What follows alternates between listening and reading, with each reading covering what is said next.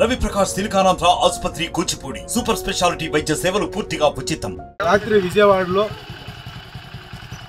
ముఖ్యమంత్రి జగన్మోహన్ రెడ్డి గారు బస్సు యాత్ర చేస్తుంటే ముఖ్యమంత్రి గారు జగన్మోహన్ రెడ్డి గారి పైన మరి రాయి విసిరి దాడి చేయడం అనేది చాలా అమానుషం, దురదృష్టకరం, మరి సిగ్గుచేటు కూడా. ఆ దాడి పాల్పడిన వ్యక్తులు చంద్రబాబు నాయుడు మరి ప్రోత్సహించిన వ్యక్తులేది. ఎందుకంటే జగన్మోహన్ రెడ్డి గారు మరి బస్సు యాత్ర చేస్తుంటే మరి ప్రజాదరణతో మరి ప్రజలు నిరాజనం పలుకుతుంటే అక్కసుతో అసూయతో ఓరలేక మరి చంద్రబాబు నాయుడు ముఖ్యమంత్రి జగన్మోహన్ రెడ్డి పైన మరి దాడి చేయించడం అయింది. ముమ్మాటికి ఇది కుట్రే. ముఖ్యమంత్రి గారు జగన్మోహన్ రెడ్డి గారి పైన దాడిని నేను తీవ్రంగా మరి ఖండిస్తున్నాను. జగన్మోహన్ రెడ్డి గారి పైన దాడి ప్రజాస్వామ్యం పైన దాడిగా నేను అభివర్ణిస్తున్నాను.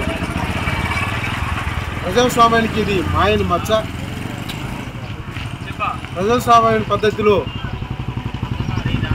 ప్రజా క్షేత్రంలో ఎదుర్కోవాలి తప్ప దాడులతో భయపెట్టించాలంటే జగన్మోహన్ రెడ్డి గారు భయపడే వ్యక్తి ఏం కాదు. ఆయన జగన్మోహన్ రెడ్డి గారు అదరడు బెదరడు.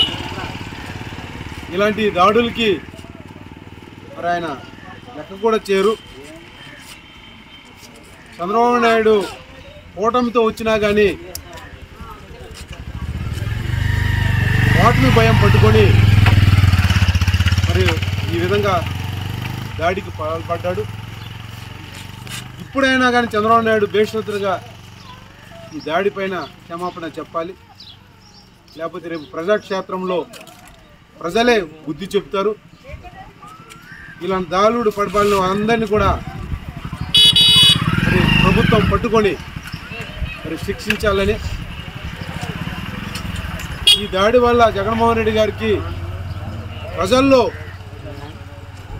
ఆదరణ, ప్రజల్లో అభిమానం పెరుగుతుంది తప్ప తగ్గదని చంద్రబాబు నాయుడు గ్రహించుకోవాలి. ఇలాంటి చిల్లర పనులు మానుకోకపోతే శాశ్వతంగా ప్రజలు రాజకీయాల నుంచి వెళ్ళేస్తారు. ఈ దాడిని జగన్మోహన్ రెడ్డి గారిపై జరిగిన దాడిని యావత్ రాష్ట్ర ప్రజలు, అదేవిధంగా ప్రజాస్వామ్యవాదులు, మేధావులు అందరూ కూడా మరి ఖండిస్తున్నారు.